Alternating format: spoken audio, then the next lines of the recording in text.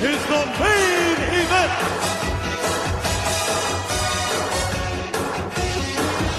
Hello and welcome everyone to the main event, Mark's Podcast. I am your first host. I am former radio man, lifelong wrestling enthusiast, and also longtime figure collector Troy Adams. And with me, as always, is your other host. He is our WWE walking wrestling encyclopedia and the Tito Santana to my Rick Martel. Arriba! It's Greg. What's up, Greg? What's up? You're Tito for obvious reasons. I'm also a Mark You didn't have for to Rick say Martel. Arriba. You ruined the bit, but whatever. Oh, come on. Well, yeah, I should have let you say Arriba. That would have been better. Idiot. Stupid idiot. You ruined the joke. Did you ever like Rick Martel? Like him? Not really. I think every time I was watching wrestling, he was a heel. He was a heel. Came out of a box. He was over. He was a heel. But no, I don't know, man. When I was growing up, I didn't really care about him. But looking back, I've done that with a few guys, actually. Looking back, I've become a fan of Rick Martel. And I wish he would have, I don't know, done more. But he's one of those guys, Bruce Pritchard always say, oh, he didn't need the title. Maybe. But I don't know if it would have worked as the model, as him, leading a division. But he was good. I don't know. Looking back, I enjoy his matches. I don't know about you. I do, yeah. We'll get into that, too. Yeah. And the reason this isn't just random banter about Rick the Model Martel. This is we're actually talking about him today, people. So that's why I bring him up. Tito Santana is another one I was kind of a fan of looking back. As a kid, I liked him because it's he's a happy jumping baby face, whatever. But as an adult, I'm he was a good worker. Happy jumping baby face. Yeah, I mean, most of those guys. Mean? He jumped around a lot and pumped his fist. He's like, yeah, get into my matches. And people are like, yeah, okay, whatever. Something usually the local jobber does. Yeah. But hey, he had a catchphrase though, Greg. He was cooler. But we are talking about Saturday night's main event. I kept building it up. It was literally a year before the day of my birth in 1989 on September 21st. Turns out that was the day it was filmed. Because I was looking around for it on the WWE Network to watch it, and I couldn't find it. I was like, wait a minute, it goes right to October. I think it's July, October. I'm like, where the hell is the September show? Well, come to find out, it aired in October. It was filmed a whole month before it even aired, which I find a little odd. You filmed that far ahead, but I mean, whatever. It was in Cincinnati, which I lived in Cincinnati for a while, so there was a lot of reasons why I wanted to do the show. Oh, that's why you're a Bengal fan. Eat me. Overall, there wasn't a huge reason besides it was in my home state and it was filmed on what would be my birthday that I really wanted to do this show. Watching it, you and I were both kind of eh. Well, don't spoil the show. Yeah. Well, I mean, there is some stuff to get into for sure, but what I'm most excited about on this episode is to get into the news from the time at hand. We'll return after these messages. Now, back to our program. If you're with me on this one, let's dive right into the news and notes from the time, Greg. I'm excited to talk to you about some of this stuff, because... Roll Tide. Let's not do that, but let's talk about the news and notes. I got them both in, so I'm done for the day. All right, cool. The original December 17th date for Starrcade doesn't appear workable right now due to competition from NFL games and being too close to No Holds Barred, the match, the movie. Wait, what? Start it again? Starrcade. Oh. The date was going to be December 17th originally, but the new date appears to be December 13th if they can find a site for the show. It ended up being on that date. Somewhere in Virginia or Atlanta or just Baltimore, the usual places. Well, about that, it ended up being on the December 13th date, as I just mentioned, and it says here at the time they were trying to avoid the South altogether because they don't want people to think that the promotion is just a bunch of Southern hicks. Well, sorry. Yeah, and guess where the show ended up being, Greg? Atlanta, Omni. Yes. I really didn't remember off the top of my head. I feel like it was a really safe guess. Yep, Starrcade 89 was from the Omni in Atlanta. It was Future Shock for all of you that don't remember the show. And I don't remember the show off the top of my head. I just know it was Future Shock. And Sting was on the tape cover. So what's a tape? Throw VHS into your Google machine and check that out. Terry Funk is really beat up, suffering a staph infection in his elbow now. So Dick Slater's. How's his horse? How's his horse? God dang it, my horse is sick. I gotta go home, Vinny. And Bruce Pritchard, your mother's a whore. So Dick Slater is taking his place in the death matches with Ric Flair. Oh, joy. Sting is out with an ankle injury that will need surgery, and Brian Pillman was coughing up blood from one of his numerous throat surgeries that might, so he might need another one. Yeah, this was a bad time. That's like two of my favorites right there. No shit, boom, gone. Yeah, I know. I just got to bring in Dirty Dick Slater to replace him, though. Brian Pillman, for those of you that don't know, had this thing. I don't know what the medical condition is, but he would get like polyps or stuff in his throat, on his vocal cords, that he would have to constantly get them surgically removed. Eric Young actually has the same issue, which is why both of them have raspy voices. And correct me if I'm wrong, is this where Sting messed himself up by being pulled off the cage? I think so. Yeah, so I think even though he's on the cover for the like the posters or whatever, I think he missed Starrcade, if I remember correctly. That's a theme in wrestling. Yeah. Hey, well, remember that one where Triple H was on? What was the one where Triple H was on the cover of on the posters? Vengeance. Yeah, they were going to do like his big return and decided, nah, we'll wait. I think they made the right choice, but could just be me. Uncle Dave watched Clash of the Champions 8 on September 12th, and he thinks that the talk of turning around the promotion is a bit premature, but it was still a heck of a show. The show was headlined by Ric Flair and Sting, defeating Dick Slater and the Great Muta in just over 19 minutes via disqualification, because remember, this is still NWA. This was the show where Terry Funk ran out and tried to smother Ric Flair with a plastic bag. Yeah. Dude, you gotta give at least 6 stars for attempted murder on TV. Yeah, this was just like, keep in mind, this was 1989. This wouldn't play well in 2020. It didn't play well in 89. Dude, nothing play well now. Well, that is true. But let's just say Turner got some hate calls during this time and some tersely worded letters. Purple Crayon? Probably, with backwards R's and all that. Oh, man, I heard the R.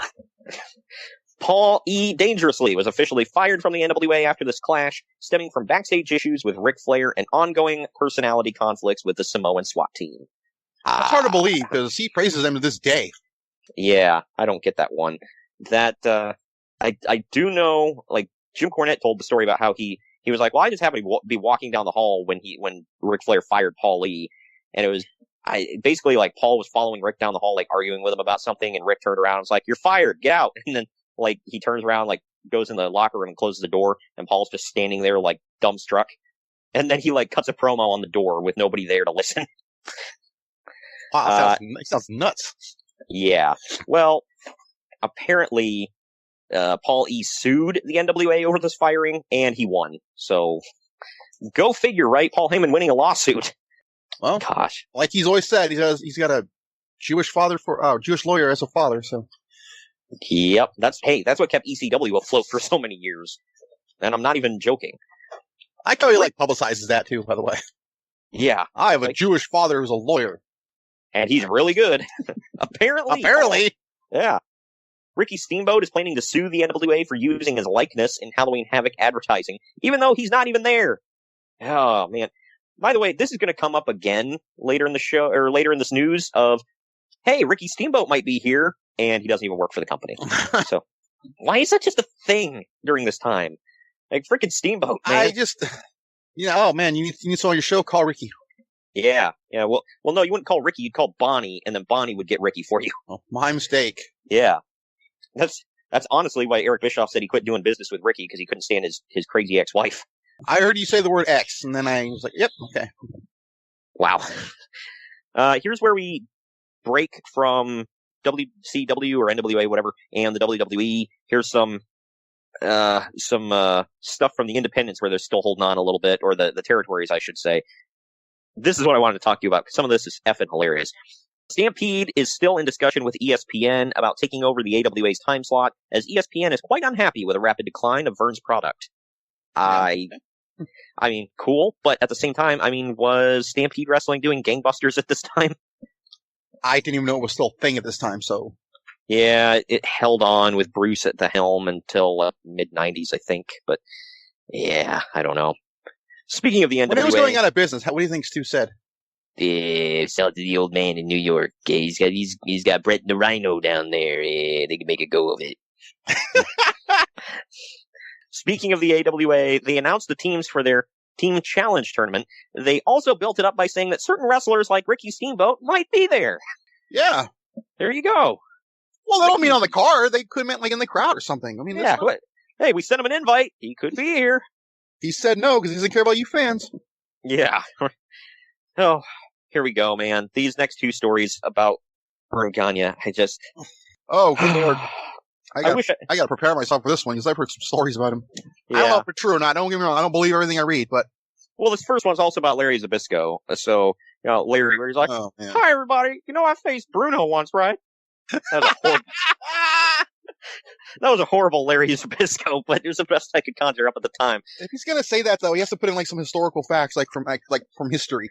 We sold out Shea Stadium. No, I mean like in actual like human history. Oh gosh, yeah. Like I don't know. He'll make a reference to like World War II. Gosh. He goes all the way far back, like the Napoleon War and the Greek times, but... You remember when the Black Sox cheated? I sold out Shea Stadium with Bruno. Scott Norton abruptly quit the AWA and is apparently done with pro wrestling as he went back to his construction job without giving proper notice. How bad is the AWA where you quit to go back to construction? Man, something tells me it's not going to last. Well, he had been doing it... before or after he had the cameo in Over the Top with Stallone? I don't know, but something tells me around this time because he was doing a gimmick where he issued open arm wrestling challenges to all champions in wrestling, like Ric Flair and Hulk Hogan, etc. Because, well, they're not going to show up, but obviously nobody was going to answer this frickin' challenge, but he would, name drop them on AWA TV because that's what they did at the time. So they should have got Bull Harley to answer it. Who? It's a reference from the movie. Oh, good. One of our listeners will get it and appreciate it. So, my God. So to really make him look stupid after the fact, Verne taped a segment for AWA TV where Larry Zbyszko actually does answer his challenge, but of course Norton is gone and no shows, making him look like a coward. That is so pathetic. Yep. Well, save that critique, Greg, because this next story. Wow, that can't be good. There's no way in hell that's good. No, it is the opposite of good. Sorry, hold on.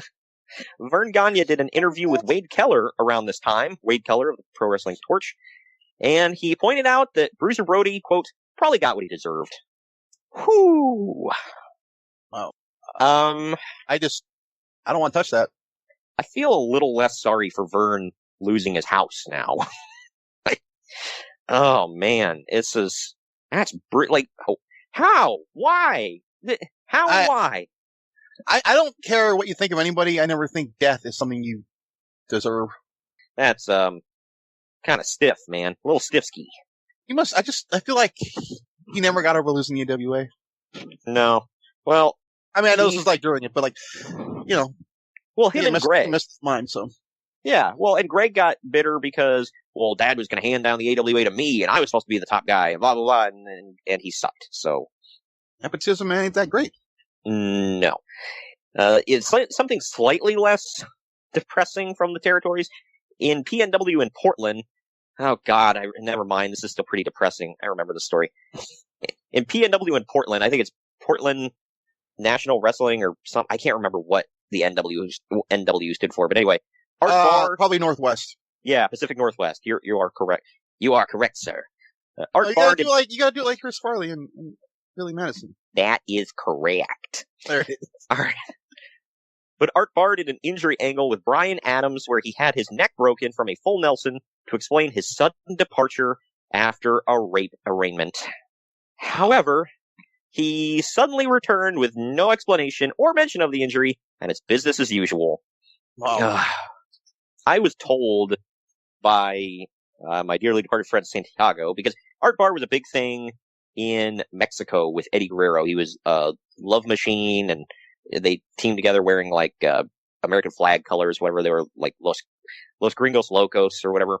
Well, Santiago told me one of the main reasons Art Barr had such a long stint in Mexico was to get away from the heat in America from rape allegations. So what does he think they take rape lightly down Mexico? No, but it's like you skip the country. I mean, back in '89, you could kind of get away with that. Nowadays, probably not so much. But yeah, I don't know. Yeah, probably not so much nowadays. WWF is still thinking of Hogan versus Zeus for the No Holds Barred show in December, although Zeus's future is decidedly up in the air, so that probably won't happen as originally planned. Oh no! Spoiler, it does. Well, kinda. Isn't it a tag match? Still happens. Yeah, but they're talking like the one-on-one match. So, yeah, I don't know. Wasn't that original plan for WrestleMania for a lot of people? Yeah, a lot of people claimed, oh, they're going to do it at WrestleMania. It's like, I would have, like, what idiot thought they were building that up for Mania? God dang it, pal, get in Tiny Lister. That'll put some butts in seats. This is before he's even known for Friday. Yeah, I know, right? It couldn't even be like, hey, you know that big dude who played Debo? Get him in here. I bet he could draw a crowd. He's a vascular chocolate man. The storyline is that he stole somebody's bike. For those of you that watch the movie, you get the reference. The main event for Survivor Series appears to be Hogan, Demolition, and Jake Roberts versus DiBiase, Zeus, and the Powers of Pain in one of the most random main events ever, although they are dropping to 8-man matches because the roster is pretty thin right now. Up until then, wasn't it 5-man? Well, how many Survivor Series had they even had at this point? 89 was the third one. Okay, so the first two were, 5-man matches? The first one, there was a couple where it was like 12 on 12, I think. Yeah, those effing tag matches. The next one was 4 on 4 and 5 on 5. 4 on 4, I think. No, yeah, 5. Okay. Yeah, because they said this was the first one with the 4 on 4 matches, so I was just assuming. And that would stick for just 2 years. Yeah.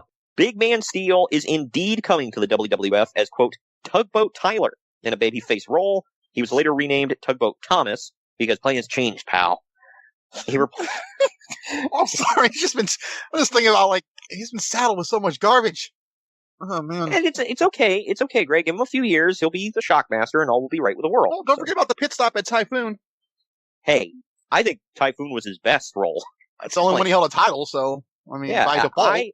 I liked the Natural Disasters, and I own a Mattel figure of him as Tugboat. As Typhoon. I do not own a Tugboat figure. I thought they ever made one. Well, I mean, yeah. I thought they did. There's a prototype of an old Hasbro that Matt Cardona has, but they decided to turn it into. Well, no, they didn't turn it into anything. Instead, they just made Typhoon by just changing Earthquake's look on the toy. Wow. So they scrapped the whole Tugboat. Well, Tugboat is reportedly not getting over at all in his dark matches, although Uncle Dave thinks that it might be a combination of the fact that he hasn't been on TV yet, the fact that he goes toot toot during his matches, and that his work sucks. Toot, toot. I don't think he went toot toot. I think he put his arm in there and went, ooh. Just, who is sending him reports saying that he goes toot toot? It might be worse, actually, what I just said. Okay, now he sounds like Bobby from the Waterboy. Maybe Captain Insano. Hey, that would have been a great gimmick for him, Captain Insano. Rick Martel is now every wrestling cliche ever. Hell yeah. Rick Martel is now the male model. So there's that. Right after this Saturday night's main event taping, Tully Blanchard and Arn Anderson give notice to the WWF after the TV tapings as they intend to return to the NWA after Survivor Series. Also, the Rougeaus give official notice around the same time. They really want a time off so Tully can go do more coke. Oh my gosh. What the hell? Well, the NWA chose not to bring Tully in originally. What they should have done, wait a little while for the heat to die off, bring him in, have him give Arn Anderson a glove. Come on. You already get their gloves, man. And then when the first thing Tully says, he walks on camera and they're like, oh my God, it's Tully Blanchard. He's here. And he walks up to Arn and he grabs the mic and he goes, you're looking thick. It was my favorite Jakeism ever. That's a man thing, isn't it? Well, you're vascular and thick. Different kind of thick. Well, I don't know, man. Losing the Brainbusters, that was a big thing, but man, you lose the Rougeaus. My God, what are you going to do? All you American boys. Damn it. Yeah, you got to rebook the whole territory now. You built the WWF around them. WrestleMania is ruined. Damn it. I don't know. Maybe not. I don't know what to do with that. All right. Last story. This one is a long one, but my God, just so much to it. You can't. Good Lord. It's the way, when you start like that, you can't go wrong. Well, no. Lots of good stuff here.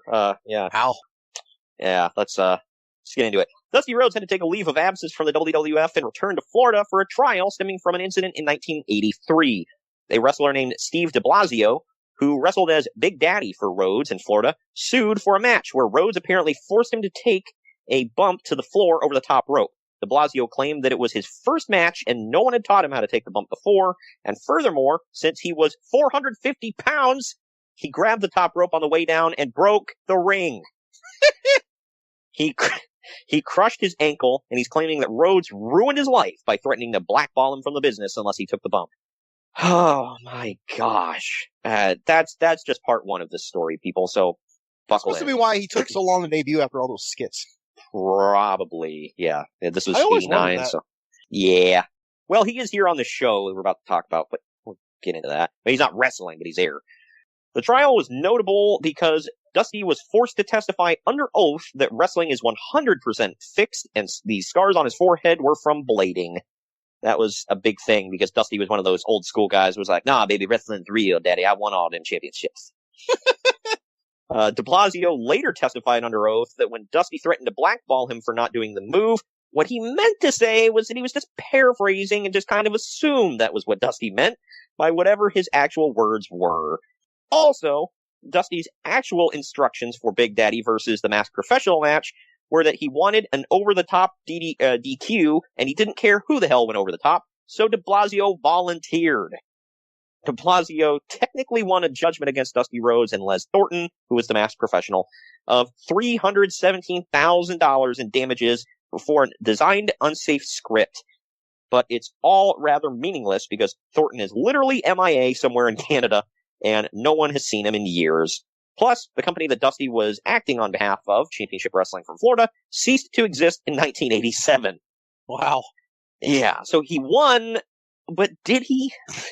I guess you can win on principle. It's still a thing. And how did he win? He volunteered to take the bump, knowing that he didn't know how to do it. And then he broke the ring and hurt himself. Because wrestling's the redheaded stepchild. That's what Chris Jericho's always said. Yeah, just it was such stupidity of epic proportions. I don't even know where to go with that. It was dumb, Greg. Because juries, that's why. God dang it, pal. Hate the court system. That's why I beat it. Beat it like a redheaded stepchild. All right. Got two references in there. Wow. Where is this guy now, by the way? The fat guy? I don't know. He was gone forever, bro. Beat Dusty Rhodes in court. Retired undefeated, bro. Baby, you may have beaten me in court, baby, but you ain't never gonna beat the dream in the ring, daddy. I'm gonna book myself to beat your ass. Wait, Dad, you can do that? Said Cody. Oh my gosh. You suck. Alright, well, that's it for the news and notes, man. Now getting into the event at hand. You ready to dive head first into this Saturday night's main event? Head first? No, I'm wearing gear. Oh, so we're diving into it, so we're breaching, huh? Going in ass first? Oh, man. Wow. We'll return after these messages. Now, back to our program. It's Saturday night's main event 23. It took place at the Riverfront Coliseum in Cincinnati, Ohio. The film date, as I mentioned, was September 21st, 1989, but the air date was October 14th, 1989. The attendance was That's 14. a big thing to you. What? You mentioned it twice now. Just to clarify, because it confused the hell out of me when I was cares when it was recorded. I cared because that's the only date that I saw when I first was looking for it. And I was like, oh, it was on it, but I was wrong. So I was kind of right, but I was kind of wrong. The attendance was 14,000 for a sellout. I didn't know I don't think these people knew what they were showing up for, though, to be fair. Well, it was Cincinnati, so, I mean, what else did they have to watch in 1989? At the time, I think the Bengals were really hot. I think they were this year. So there was a lot of other stuff to watch. Yeah, but this was right in the middle of football season, I guess. So, yeah, I don't know. Maybe tickets were a hot thing in Cincinnati at the time, because right now you can't give tickets away. But it kind of confused. I did not know that a stadium in Cincinnati ever held 14,000 people. Because right now I think you can get maybe 10,000 in the current arena there. But the rate, the Nutter Butter? The Nutter Center is in Dayton. The current stadium, I don't know what the hell it's called in Cincinnati. It was the U.S. Bank, but they've dropped their sponsorship. What plays there? What goes there? A minor league hockey team. Yes, that's literally it. Concerts, wrestling shows, minor league hockey team. If you want to call this a wrestling show. Wow. The rating for this show was a whopping 9.5. I think Vince McMahon would literally die from a heart attack if Raw got a 9.5. Or SmackDown, for that matter. Well, when all their quarterly quarterly meetings turn into profits, I think they're fine, so. Yeah.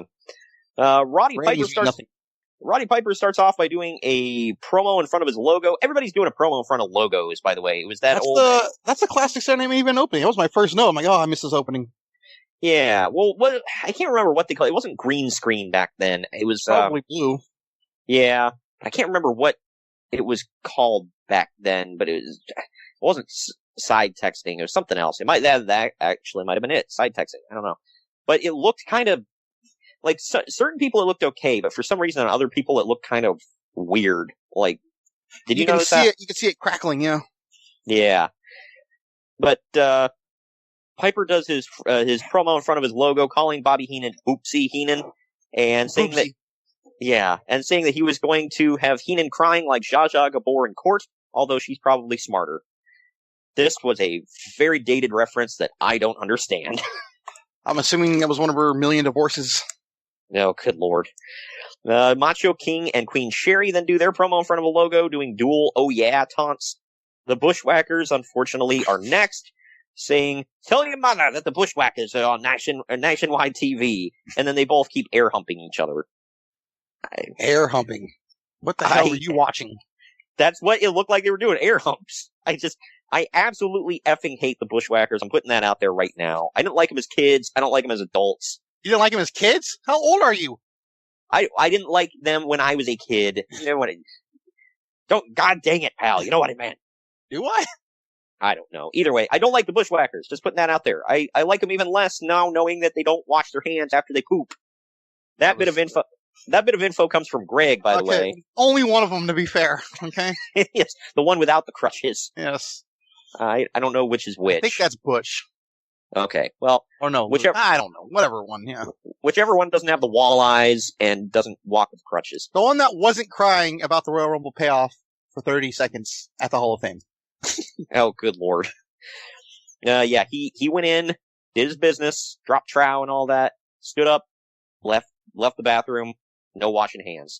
And then he went out to shake hands at a meet and greet. So, yuck. Okay, but to be fair, how many people are really lining up to meet him? Hey, it wasn't my day to watch him, Greg. I didn't pay attention to their line. I honestly hope not that many people were like, oh my god, the Bushwhackers. But, I don't know. Ted DiBiase and Zeus are next, standing in front of Ted's logo. Ted says that Zeus is his, quote, $1 million insurance policy. Zeus just shouts and pounds his chest like he always freaking does. That was his best thing, dude. Yeah. That was his only thing. Well, there you go. Like, that's like his Kevin Nash hair flip. God. Hulk Hogan closes it all out by saying that Ted DiBiase has millions of dollars, but Hogan has millions of Hulksters. He keeps calling DiBiase the multi-million-dollar man. I was like, when was that a thing? That if you go back and listen to all his promos, that's just what he does. I never got it. I'm like, that's not his name, right? Didn't he make a bank reference too that he was going to cancel the check or something? Or? Yeah, I don't know if it was this promo or it was one of his other 5,000 promos that he cut on the show. Hulk must promo, pal. Yeah, right. But either way, he says that DiBiase's money can't buy him the World Wrestling Federation Championship, brother. And then it already has. Right. I will say this. I couldn't help but smile when the Saturday Night Main Event theme hits. Maybe because of nostalgia, maybe because it's the theme song for our show. I don't know. I love that theme. Vince McMahon that was a fun Saturday night when I was a kid. Hell yeah, I bet it was. Vince McMahon and Jesse Ventura are on commentary. Ventura is wearing a flamingo t-shirt and a Cleopatra headdress, because of freaking course he is. They send us to footage of the Macho Man's coronation, led by the Genius, because of course it is. I don't get why. I don't get the correlation. Yeah, right. He's leaping. There's another interview now for the Macho King and Queen Sherry, conducted in the back by Jesse Ventura, who's really earning his money tonight. Man, my first note for this show was like, good Lord, how much is he being paid to kiss up to the Macho Man? I know, right? I'm gonna keep it clean, but man, I felt like he wanted to do naughty things with him. Hey, if it's in a three-way, it's okay. So there you go. They really eyes on each other at all times. God, and high fives all around. They really play up the whole King gimmick with Macho King, saying that tonight he will lower himself to soil his hands on a commoner like Jimmy Snuka. Ventura kisses Savage's royal ass through this whole interview, like we just said. And then Macho King and Queen Sherry are carried out to the ring on side-by-side thrones before we go to the back with Mean Gene Okerlund, who also earned his money here tonight, talking to Jimmy Snuka. Snuka says that there is no king or queen over Superfly. He says that he's his own man, a free man, and then he makes some weird noises and walks off. I didn't realize until now, before getting to the obvious joke at hand here, I didn't know that was a thing of his until later on, where at the end of every interview, he's like, hoo, hoo. Yeah, right. That was odd. And then Ventura makes references throughout the whole match to he's like a monkey or an animal and he's being a cage. Okay, so one of my first notes too, they called that, and they called him, he said he was one branch shy of being a carnivore on the family tree or something like that. Being a cannibal. Yeah. I'm like, I don't think that joke aged very well. Nope. Yeah. It was something, man. Another thing that doesn't age very well is where he says, I'm a free man. Yeah. I'm just going to direct everybody to his episode of Dark Side of the Ring. That's all I'm going to say. And I think we talked about that trial in a previous episode. I don't remember which one, but it might have been SummerSlam 2015, because that's when his trial was going on. Oh yeah, that's right. I think it was. Yeah, go back in the archives. That was the murder, rape, and racism news episode. Yeah. Yes, race and porn. Don't forget porn. Right. Okay, you can never. Lest I forget porn. This match was the Macho King Randy Savage with Queen Sherry taking on Jimmy Superfly Snuka. The match went for 5 minutes, 37 seconds. And I said, I've never seen Macho wear those purple and gold trunks before. Was that like a short-lived thing? Probably. I didn't realize so.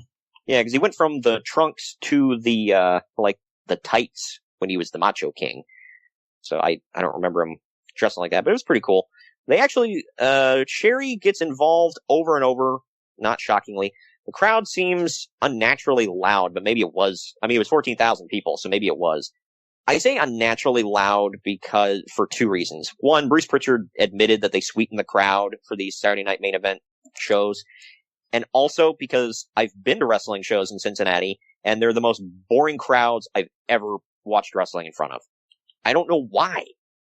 It just, I've taken my wife to, these shows, and she's like, this crowd is boring. I'm like, I know. They just kind of sit on their hands through the whole show. I'm like, why did you buy a ticket when you're doing the same thing you could be doing in your living room?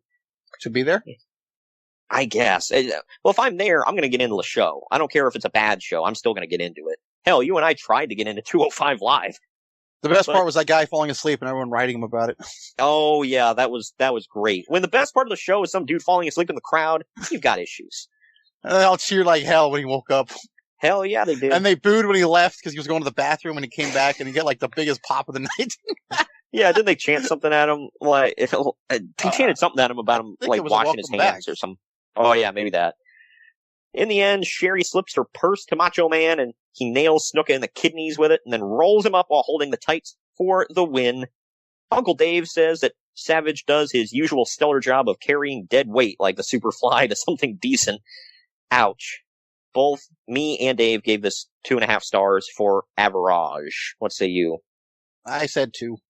Yeah, nothing special about this match. What do you make of the dead weight Superfly comment?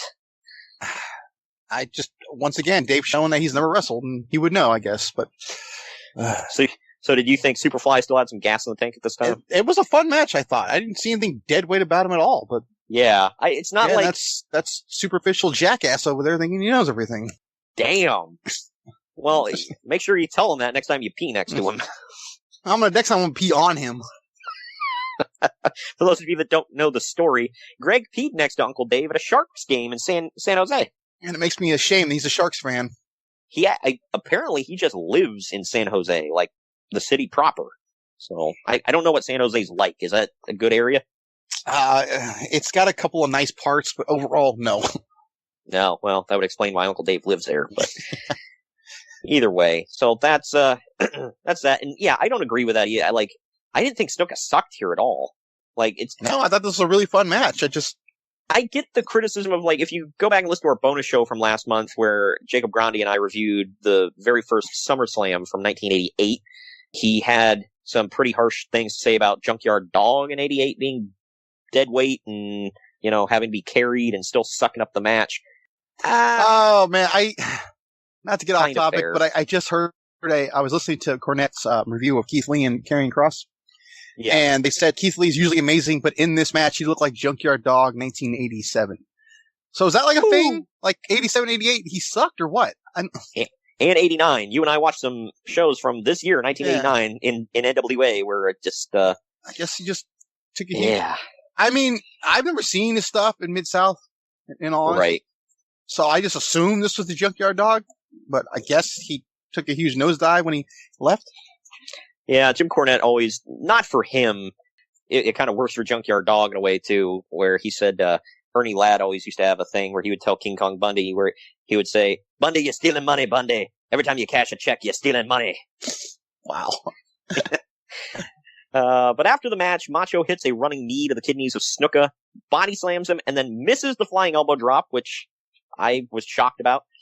And Snuka then body slams Macho, goes up, and before he can attempt the Superfly splash, Sherry gets in front of the Macho King.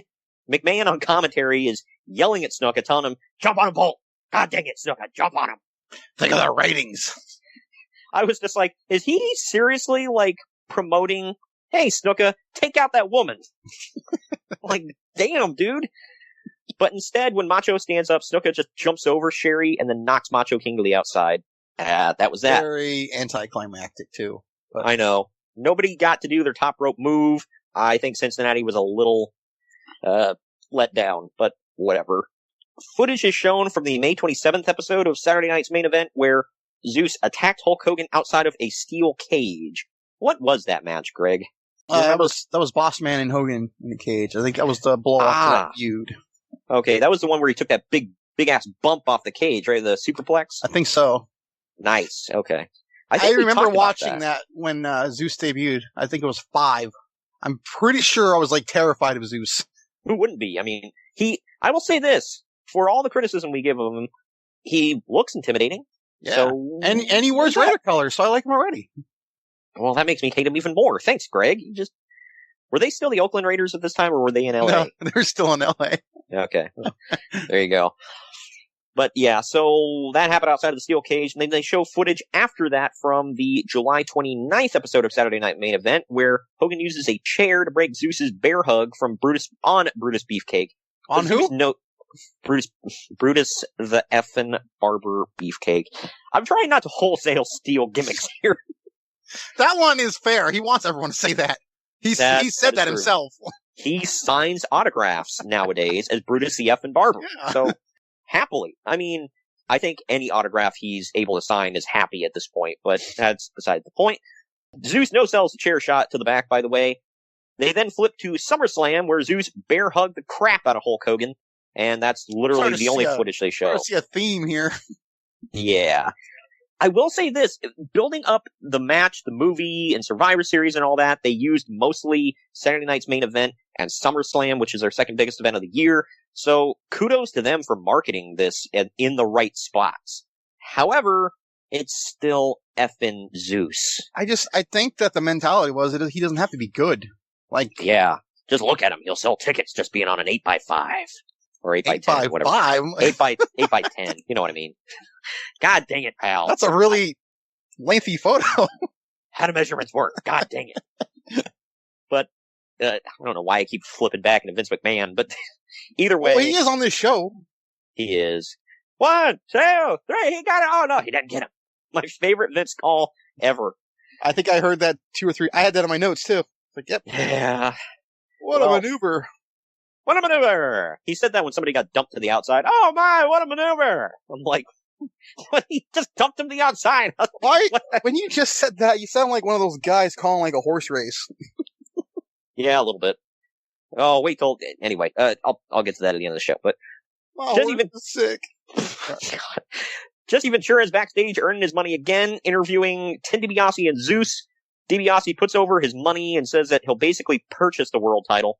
Jesse thinks that, or says that he thinks that Hogan will take a bigger beating than the one Donald Trump gave to Merv Griffin in Atlantic City. Again, another dated reference that I don't effing get. I don't get that either. I was like, Merv Griffin, the guy who made like Jeopardy and Wheel of Fortune, right? That's him? I guess. I'm pretty sure that's him. I don't know how many Merv Griffins there are out there, but so I'm going to say yes. What the hell did Donald Trump do to him in Atlantic City? I don't know, but how would it be legal? Because that's his casino. Isn't it conflict of interest? I just assumed it was a gambling thing. Yeah, that's what I'm thinking. They probably had like some gambling something or other, and he just whooped his ass. I don't. He beat him in a hair versus hair match in Atlantic City, WrestleMania, biggest crowd of all time. Can I still do that impression on this show? I'm gonna do it. God dang it, do it, pal. But then we flip to Mean Gene Okerlund in the back with Hulk Hogan. Hogan said that Zeus made the mistake of not taking him out previously, and he should have never let Hogan and the Hulkamaniacs know what his game plan was. I mean, how could you not figure out his game plan? Club you in the back, bear hug, go, "Rah!" and pound your chest. I mean, that's it, right? Am I missing something? No. Okay. Well, but like I said, when I was a kid, that scared the hell out of me, so I was doing something. Yeah. Hogan makes a bunch of financial and Wall Street references, saying that he's the majority stockholder in the WWF. He's invested wisely in the Hulkamaniacs and in the big bank teller in the sky. This all made me laugh. And he's going to that God spits out money? What are you missing? I guess. And he said that he's going to turn the multi-million-dollar man's pockets inside out and take the multi-million-dollar bill. It's $1 million. Just say $1 million. Like, why does he always had to add stuff. Like, look, I didn't notice it as a kid, but looking back, he always had to add weird crap to people's names. Like Awful Alfred to Alfred Hayes. I don't know. And there was other ones too. Yeah, he didn't coin Mean Gene. No. Who was, I forget who did that. I believe that was Jesse Ventura. All right. Well, yeah, Jesse Ventura coined it.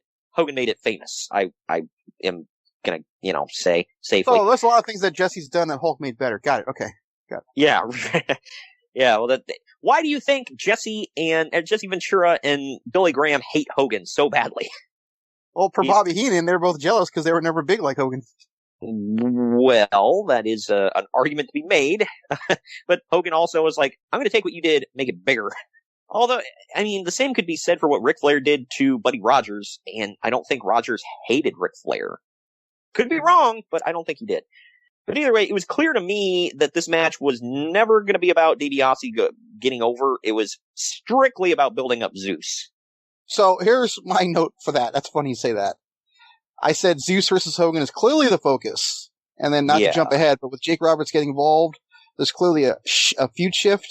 Yeah. I mean, literally, like, this was the big blow-off for DiBiase, which had been going on for, over a year at this point. I want to say it started on the main event in February 88. Yeah. Might even started before that, actually, but that was around the epicenter of it. I feel kind of bad because I'm a big Ted DiBiase fan. It's one of those, I was a fan of his as a kid, but I'm an even bigger fan of his looking back. Kind of like the Rick Martel thing. I hated him. I'm sure you did because you were a kid watching him at the time. You were like, God dang it, he's going against Hogan. When I never forgave him for stealing Sapphire from Dusty Rhodes. That's when my heart was shattered. Wow. I can't, before I say anything, are you being serious or are you making a joke right now? No, I was serious. When I was a kid, I loved Dusty and Sapphire. You cared about, I don't know. Well, it was like 5 or 6. Yeah. I don't know. As a kid, I was like, who's this fat guy wearing polka dots? Why does he have this random woman with him that I just, why do I care? And then as an adult, I'm like, oh, that's why I care. Okay. I don't know. As a kid, I was just like, there's a fat guy in polka dots. I latched on all the baby faces, to be fair. Yeah, I don't know. Maybe I was just a cynical kid. I don't know. But and as a kid, that was the only Dusty Rhodes I saw. So that's all I knew. I have a Mattel figure of that Dusty Rhodes, by the way. But, yeah, anyway, this next match, Hulk Hogan versus Ted DiBiase for the WWF World Heavyweight Championship. DiBiase has Zeus in his corner. This match went for 8 minutes, 24 seconds. It is the second longest match on the card, which should tell you something here. Uncle Dave says that the WWF is now actively trying to erase Zeus's pinfall loss at SummerSlam from history. So those of you who ordered the show need to purge that result of the main event from your mind, lest Vince does it for you. Oh, Uncle Dave says that's what they're doing.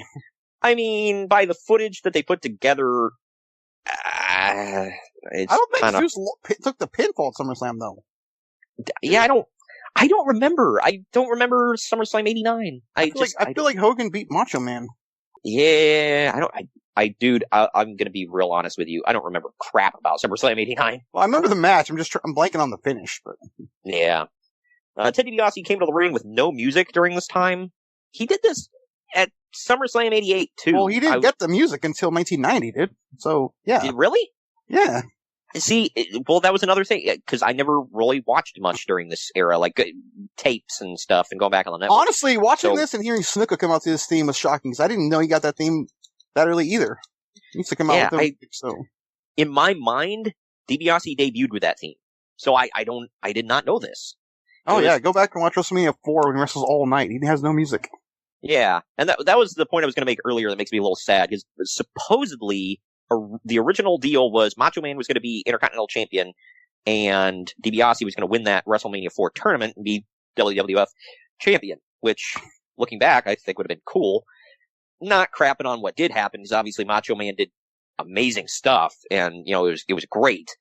But what started that not happening was Honky Tonk Man refused to lose on Saturday night's main event or the main event, I should say, to Macho Man.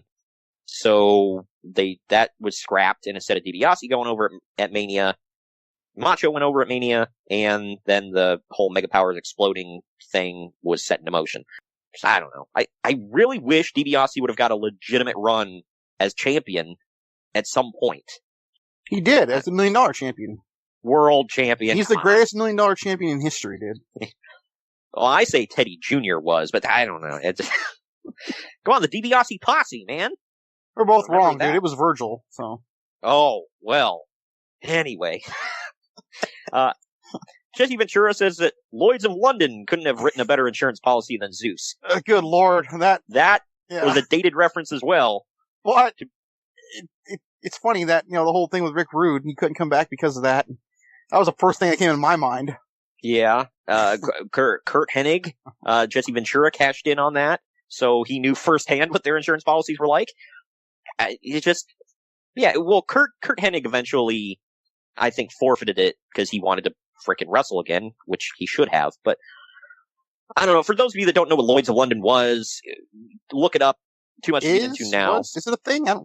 I don't know. Basically, they wrote all these insurance policies for wrestlers from Minnesota at the time, I think from the AWA territory. And it was basically like, if you get hurt so bad you can never wrestle again, we're going to pay you just like an ungodly amount of money in this insurance policy. Well, wrestlers being wrestlers, a lot of them said, oh god, my back, my leg, my ass, it's got a crack in it, whatever. And they cashed in on it. Well, whatever. And at any given time, any wrestler ever can find a doctor to say, my god, you're hurt so bad, you can never wrestle again. So they cashed in on the thing.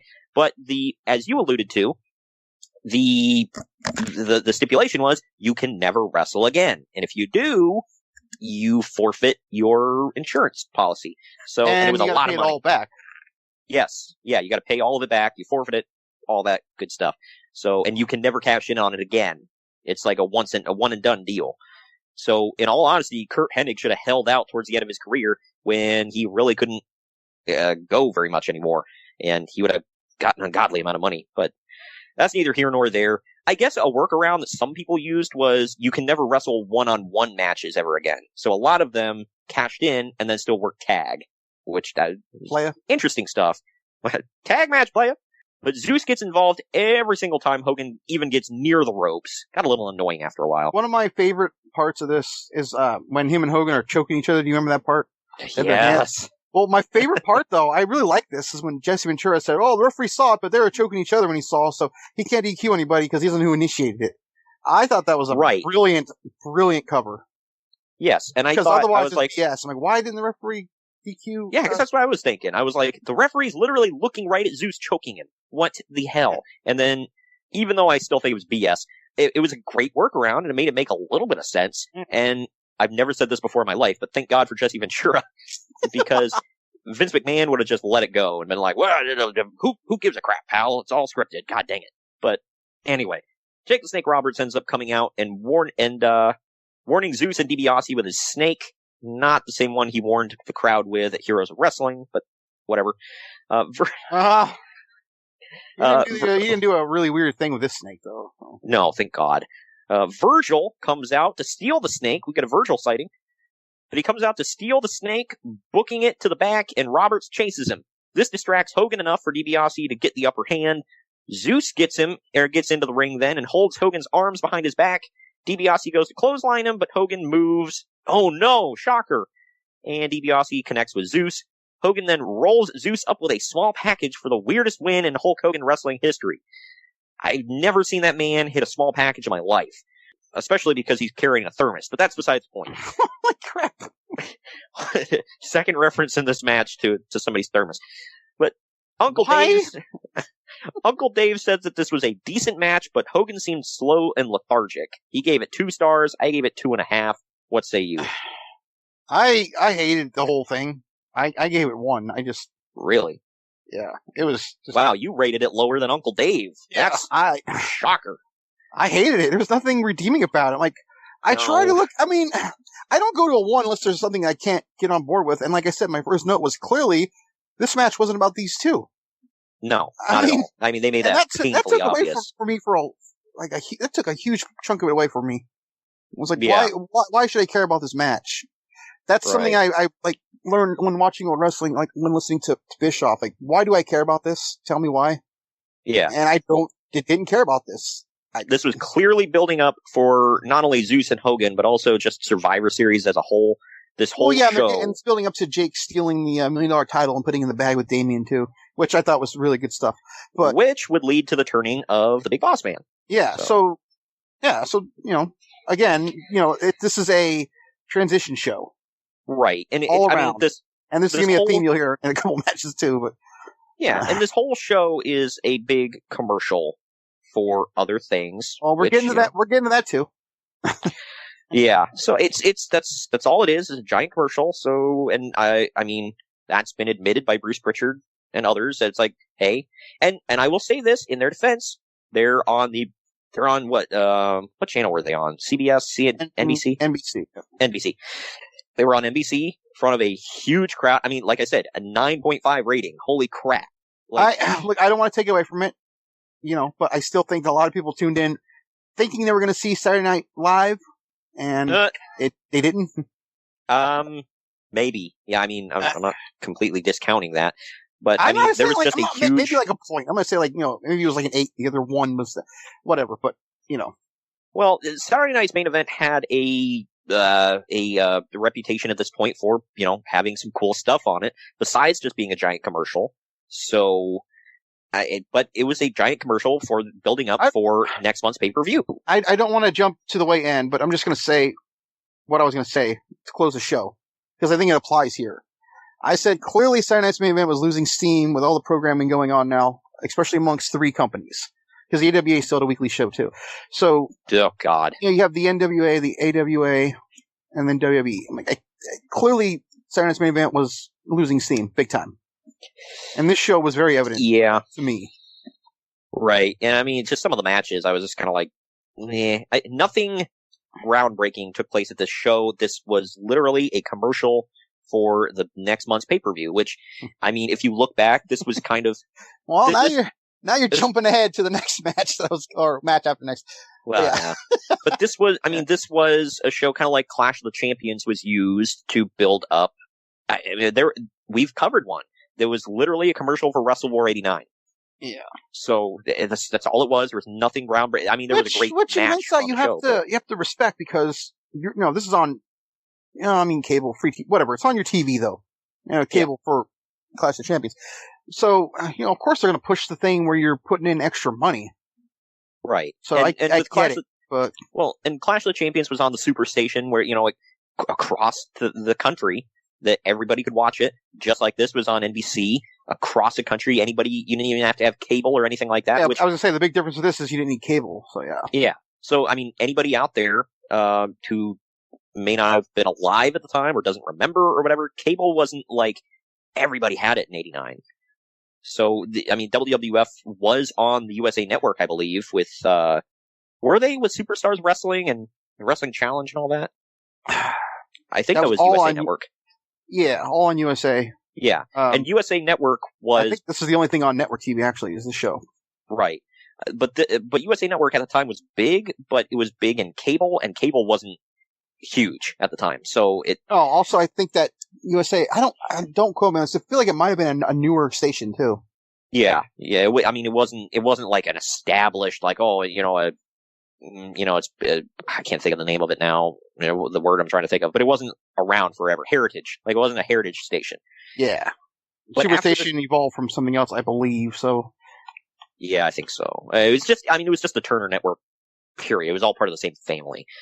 So, after the match, though, Hogan and Zeus face off, but DiBiase nails Hogan, throws the referee out of the ring, and Zeus cranks Hogan's neck twice. For those of you that want, I didn't know Zeus did this, because like I said, I didn't watch a lot of WWF in '89, in retrospect. But they redid this thing with the Giant and Hogan in 1995. Yeah. You remember that? I do. Yeah. DiBiase, I think Schiavone acted like he snapped his neck and Hogan was like legit dead. Yeah, he did, and Hogan played dead. It was Skivone. God. So anybody who watched AEW when Jericho's on commentary, you get that. Yes. But DiBiase locks in $1 Million Dream after this on Hogan, and just when he's about ready to pass out, Jake Roberts runs back to the ring with Damien. The heels take a powder, and Real American plays because I don't think Hogan posed, but he posed for the live crowd, but I don't know. They cut away. But here's this, man. We get a flashback footage of SummerSlam where Roddy Piper mooned Rick Rude, which apparently really pissed off Rick Rude. Did he moon him or was he wearing tights? I forget. No, he pulled up his kilt and he had his underpants pulled down, showed his bare ass. Ass. Okay, I get why you could be like, ew, gross, like what the hell, and that's insulting or whatever, but seriously, the whole build-up of this feud was he mooned Rick Rude. Well, Rick Rude's a ladies' man. He's going to see guy ass. I guess. And this, I guess that they didn't show it, but apparently that distraction led to Rude being beaten for the Intercontinental title at SummerSlam. Against Ultimate Warrior, yeah. Okay. Weird way to distract somebody, but whatever. What's under a Scotsman's kilt? Apparently a bare ass. On a September 9th show, they didn't say what the show was. On the set of the Brother Love show, Rick Rude threw mouthwash in the face of Piper and then hit the Rude Awakening on the set, and then he beat him up with the podium. So, God, man, I forgot how much I hated Rick Rude when I was a kid, honestly. Well, so you were one of those disgusting sweat hogs that he always talked about? Yeah. Them sweat hog kids, we all know them. Jesse Ventura is backstage with Bobby Heenan and Haku. Bless you. Both men. Sorry, who said that? Piper. Yeah, that's right. Both men are in high spirits, and Heenan says that the Heenan family will make Piper pay for costing them the Intercontinental title at SummerSlam. And he said, tonight's going to be fun. We're going to have fun out there tonight. He was wrong for many reasons, but he was definitely wrong.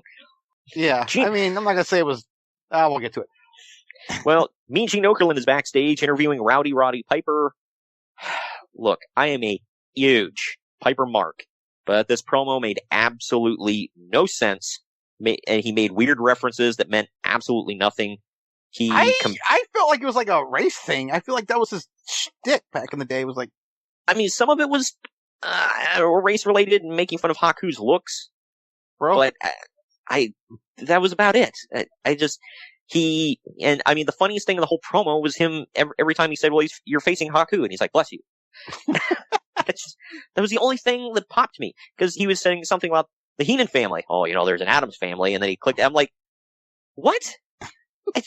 Doesn't even make sense. One woman, by the way, in the group, by the way. Yeah, I know.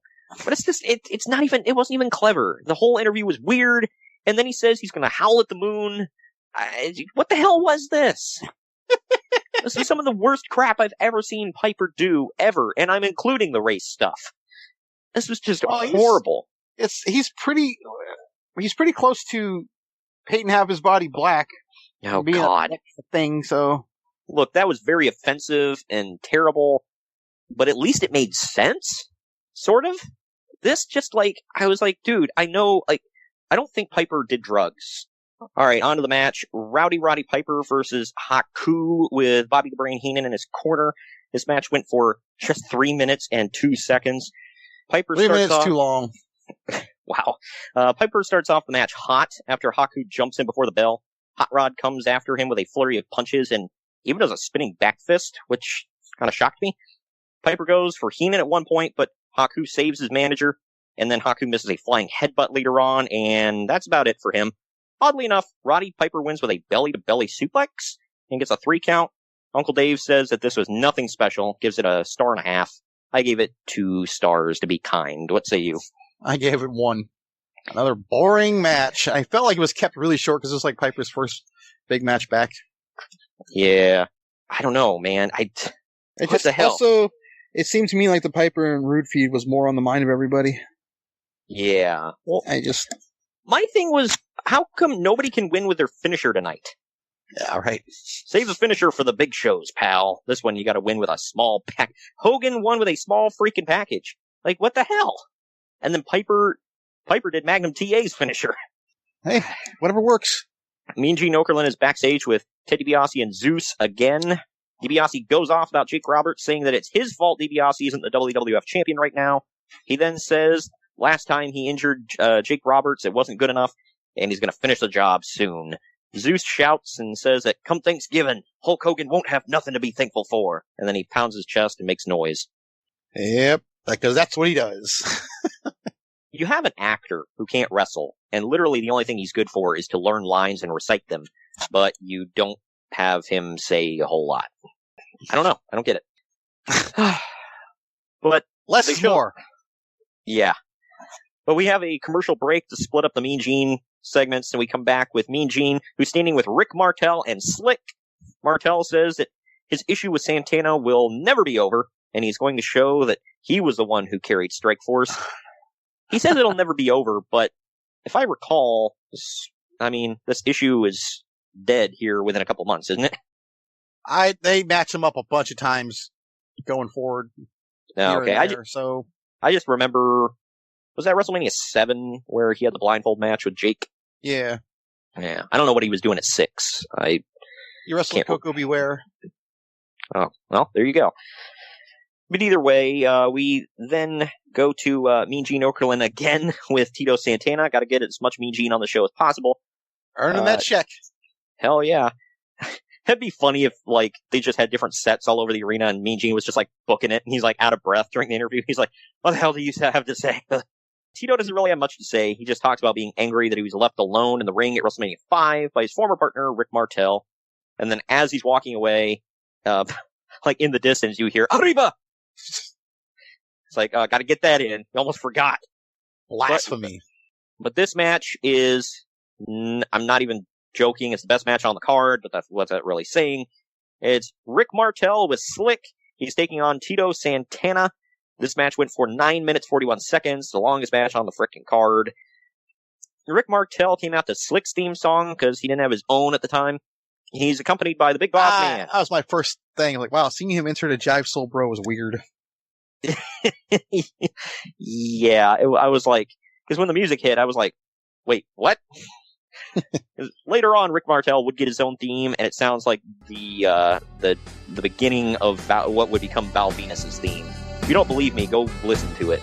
Wasn't his like a saxophone and his a harp? His sounds more like almost like the 16-bit version, like on one of those old Super Nintendo games of Val Venus's theme, and kind of like sped up. I don't know. You'd have to go hear it. I'm not seeing that correlation at all, honestly. But well, I can't remember. Either way, Big Boss Man, Akeem the African Dream, Jimmy Hart, and Honky Tonk Man accompanied him to the ring. That was a motley crew. Yeah, that's a gang, dude. Santana comes to the ring solo, but then motions for others to come out to the back, or from the back. And by God, here to make the save, to be the hero, it's the Red Rooster. Hell yes. Asses in seats. It honestly does get better from there out. It's like, bring out the worst first. It's just like, Red Rooster, Bruce the Barber Beefcake, and then finally, Dusty Rhodes. They all get their own entrances, their own themes. Something tells me that Uncle Dave popped for the Red Rooster. I don't know why. Hell yeah. I just love that, like, Tito's like, oh, I got something to fix your little red wagon. Come on out, guys. And the first thing he hears, that's like, by God, it's the Red Rooster. Like, yeah?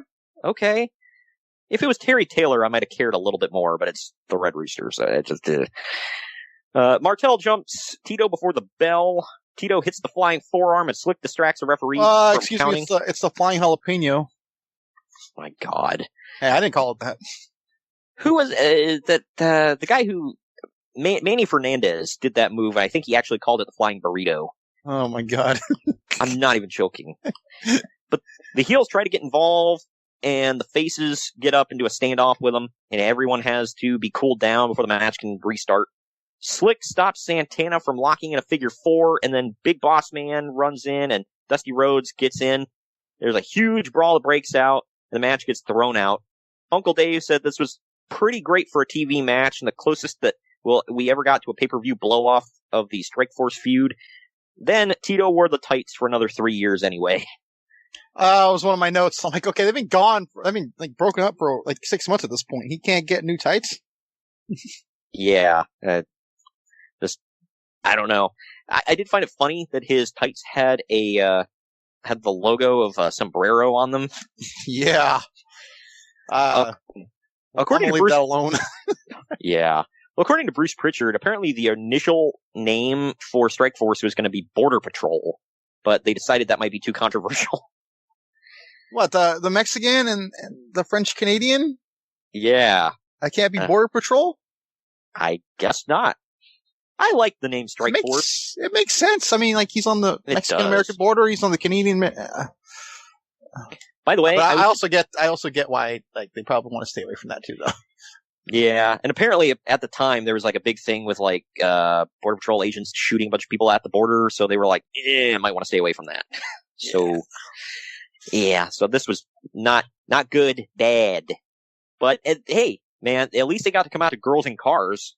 So, you got that. Good God. Uncle Dave gave this 3.5 stars. I gave it an even 3. What say you? I gave it 3. I thought it was the best match of the night, too. So yeah, I thought it was pretty good. I didn't see anything real bad with it. It sucks that we didn't get a finish, but, whatever. A couple of my notes, too, for this. I said this was basically a match from Survivor Series with a small bit of a revenge aspect, being very microscopic. Like, yeah. They were just promoting the pay-per-view. And, oh, yeah, they also just broke up, too. Right. Yeah, no big blow-off for Strikeforce. It's just like, whatever. Also, I have to point this out. I'm surprised you didn't. This is like, wow, you didn't point this out.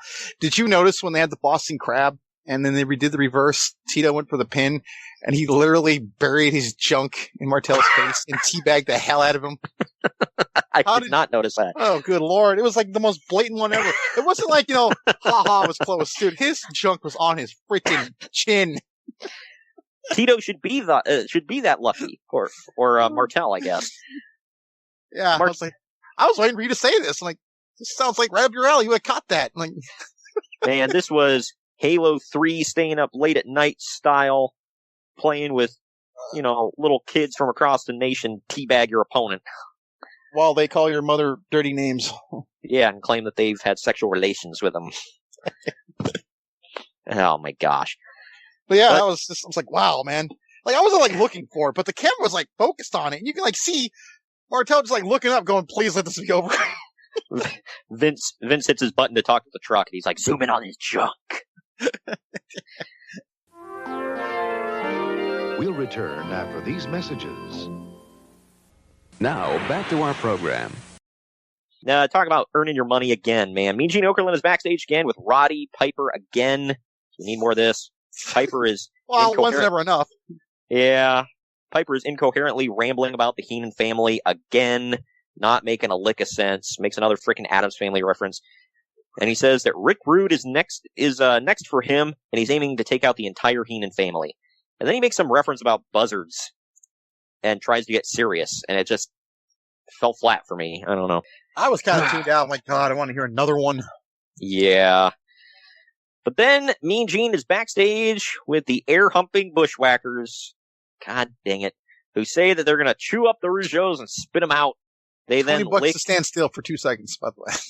Yeah. They then lick either side of Mean Gene's face and walk off. The funniest part of the whole thing was Mean Gene saying, on the lips, and I may become emotionally involved. Also, I want to point out, by the way, he's earning his money line too quickly. Yeah, that. My God, just disgusting. And, they used to do that to kids when they were coming down the aisle back in the day. You could never, ever lick a child in 2020 and it just be, okay, hold on. They didn't lick children, to be fair. Go back and watch it. They were putting their cheek to their head. They licked their face. They never licked a child, no. That was something Bruce Pritchard said. Because Conrad called that out too. He goes, no, they did it to like the announcers and stuff, but the kids, they just rubbed their cheek on their head. Still gross. Well, I'm not defending it. I'm just saying. Yeah. It is better, but still gross. God, but this match, man, how do you close a show but with the Bushwhackers and the effing Rougeau brothers? All right, real quick. I was like saying the same thing, and then I remember what Pritchard said. So they strategically do this, but still, to make you fall asleep. I don't know, but he said they strategically do this. They put Hogan on early, or the big stuff on early. Yeah. Well, this crap, man. It was the Bushwhackers versus. Also, honestly, I think that Martel and Tito should have closed the show. Yes, it should have. It was a main event worthy match, and it built up for the pay-per-view. But, alas, we get this. It was Bushwhacker Luke and Bushwhacker Butch taking on the Fabulous Rougeaus of Jacques and Raymond with Jimmy Hart in their corner. This only went for 3 minutes, 15 seconds. I'm pretty sure the match only went for about 40 seconds. Yeah. Well, the Fabulous Rougeaus are doing their All-American Boys gimmick here, waving tiny American flags and lip-syncing their song. Because hell yes. The Bushwhackers jump the Rougeaus before the bell and chase them out of the ring. They then chase Jimmy Hart around the ring, yanking off his jacket, and then pulling off his pants to reveal that he's wearing boxers with a fleur-de-lis all over them. Cool. I was even laughing at like how he pulls pants off. Not even what he was wearing. It's like, wow, the whole thing. It's like, this is a thing. How many times did they do a similar spot in the late 80s? Pull off the heel manager's pants. And it was always Jimmy Hart, though. They did it to Brother Love once. Do you remember WrestleMania? Well, no, you wouldn't remember that because for some reason they cut it out of the network, but yeah. No, they put it back in. I remember the last time I watched it, I was like, holy crap, they left it in. Wow, they must have just did that then because Conrad was complaining about that to Pritchard. He goes, why the hell did they cut that off? Did you make them do that? Did you cry? But yeah, I remember that too. But yeah, no, that's why I was surprised that it was back on. I'm like, oh, well, the crap, it's back on it. I mean, not that I was dying to see, Bruce Pritchard run away in his tiny little red panties, but oh my gosh. But after the boxers were revealed, Jimmy Hart runs to the back in embarrassment. This match absolutely sucks, but at least it's short. The Bushwhackers hit the battering ram on Ramon, followed by the double gutbuster for the win. Again, they couldn't win with their finisher. I don't know if they really had a definitive finisher. I just assumed that double gutbuster was a finisher. Maybe it is. I don't know. But then they lick each other. Yuck. Uncle Dave said that the biggest high spot of this match were the Rougeaus lip-syncing their entrance music. He gave it a half a star. I gave it 1. What say you? Easily a 1. Explain that spot to me, by the way, where Jacques, he does the back roll off of one of their backs, lands on his feet, and then he's like, ah, and he, rubs his knees. That I don't know. Yeah, what the hell was that? At least when Rick Martel used to do stuff like that, he would get up and do jumping jacks, so. Yeah, it's just, I say that, by the way, because I just assume at this point it's a Montreal thing. Yeah, I don't know. The patented RVD spot that he did in, every match. But to close the show, Mean Gene Okerlund is backstage with Hulk Hogan, who's trying to sell his neck. He says that when Zeus twisted his neck, he heard the snap, crackle, pop, and he said, quote, thank God for living by the 3 demandments. Is that what he called it? Like, say your prayers, eat your vitamins, and drink your milk? He didn't really call it the 3, though. He said remember the demandments and vitamins. It's actually like 4: prayers, vitamins, drink your milk, be true to yourself and true to your country. Believe in Hulkamania was the last one, though. Yeah. Well, he concludes by hyping up their match at Survivor Series. Like we said, this was a giant commercial. Giant mess. Yes. But that's the end of the show, man. Mercifully. We'll return after these messages. Now, back to our program. The final ratings. Let's get to them. IMDb gave this show a 6.9 out of 10. CageMatch.net gave it a 4.56 out of 10. I gave it a 6.5 out of 10 for nostalgic purposes, I guess. What say you? I said D-. So that would have been 7? I think it was like a 6. I hated it. Yeah, this kind of sucks. Martel and Tito was good. I mean, I like that. That was literally it. Seeing the opening package, though, was nostalgic, and then, that coordination of the Macho Man, which is, I don't know if you know, you probably do, but it's become, a running meme, a GIF, of him sitting in the part where Macho Man's sitting on the throne and, shaking his head, yes. It's become I've noticed it lately, it's become a GIF, so, oh, cool, now I see where it originated, because, when you see GIFs, like wrestling ones anyways, where did that come from? So that was cool. Well, you can clearly see I'm just fishing for reasons to appreciate a show. So. Yeah, I know.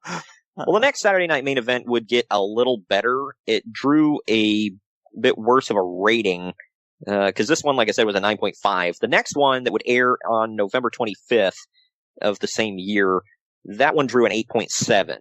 So the rating dropped a little bit. That was post Survivor Series, I believe. Yeah, it was. And it was like I said, November 25th, 1989. The opening match was for the Intercontinental title. It was the Ultimate Warrior defending the championship against Andre the Giant. And then the next match, though, I feel like these guys just swapped opponents, because the Genius defeated Hulk Hogan in a WWF World Heavyweight Championship match via countout. Probably doing a favor for Randy's brother. Yeah. Dusty Rhodes took on the Big Boss Man. Mr. Perfect defeated the Red Rooster, and the Rockers defeated the Brainbusters. So this was one of the last.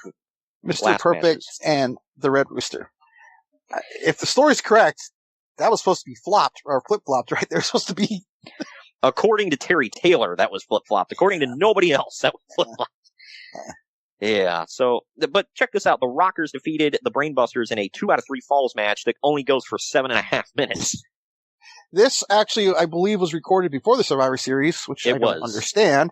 So clearly, because at the Survivor Series, Tully was kicked out, basically, for snorting coke, and then Bobby Heenan replaces him very last minute, because the opening of the show, it has Tully Blanchard on the graphic, and then he ends up not wrestling. So, yeah, this was filmed on October 31st, 1989, and then I don't. They recorded it on Halloween and aired it right after Thanksgiving. Yeah. God, not even Impact is that far out. Well, that's what I was getting at with the filming date for this one, where it was filmed damn near a month before they aired it. I don't know. No, I got that. I just thought it was funny because you were all over the date. Yeah. Well, what got me about it was I don't know. I always thought that Saturday Night's main event was live. I had no idea that it was preempted or pre-recorded, whatever. Saturday Night Live or Saturday Night's main event. I thought it was live, but. Oh, no, there were times where we come on right after Saturday Night Live at midnight. So, yeah.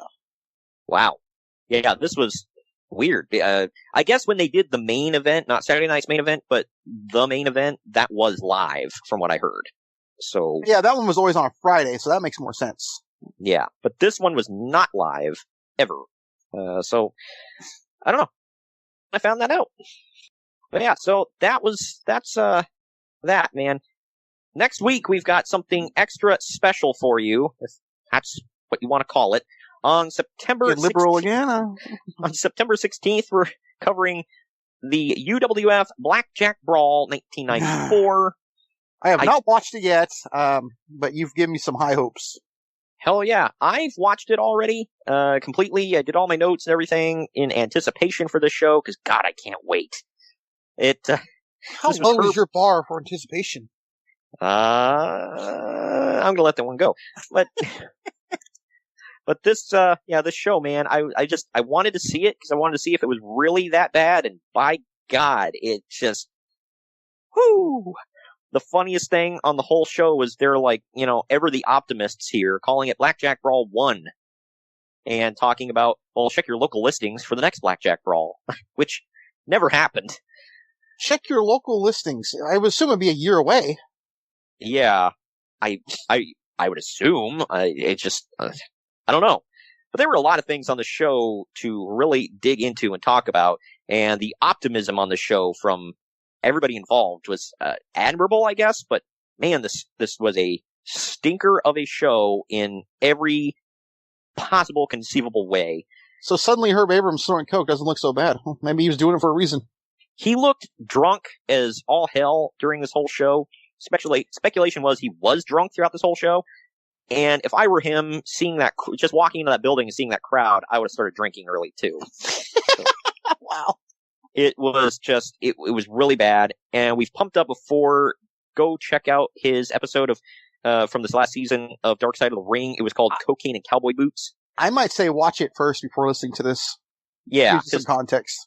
Yeah, and we're not going to dive deep into all things Herb Abrams, because if you want a whole thing on Herb Abrams, we will talk about him, obviously, but there's so much granular detail to get into. Just go check out that show and then listen to the podcast where we take a deep dive into the show itself that was on the Sports Network. If you want to watch the whole thing, it's on YouTube. Just look up UWF Blackjack Brawl. We can legally say that, right? If it's on YouTube, since it's... Yeah.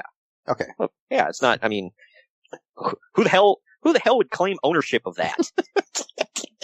Like, come on. That's like the one thing not on the WWE Network that Vince doesn't want. Yeah, he's like, wait, I don't own what? You can keep it. It's fine. He even takes in all the crap from, AWA's dying years where they literally had a green screen crowd. So this is just, he's letting it go.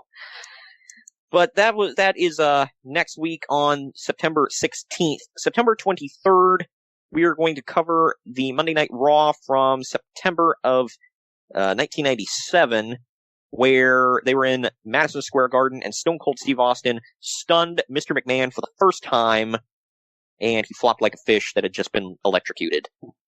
So, and you can actually, like, if you close your eyes and watch it, you can actually see them digging WCW's grave at this moment. My gosh. Yeah, it's starting. WCW would still be riding high for quite a while longer, but this was, you had brought up the genesis of it. Clearly, they're just, they're prepping the grave. Yes. The corpse is not there yet, but it's coming. Yeah, because this is the first where they really start the McMahon Austin thing, like they really get it going. And then after this, I mean, what snaps the 83 week run of WCW Nitro on top is McMahon versus Austin in the main event of Monday Night Raw. And that's a cameo from Dude very Nitro. Hell yeah. So that is what is coming up there. And then I did my scheduling wrong. I skipped a week in September. You and I are still trying to decide what is going to be on September 30th, because there are 5 weeks. I thought we agreed on that War Games with the Shockmaster. Oh my God. We still have to talk about it. September 30th, we are covering I have an idea. We'll talk about it off air. I have an idea.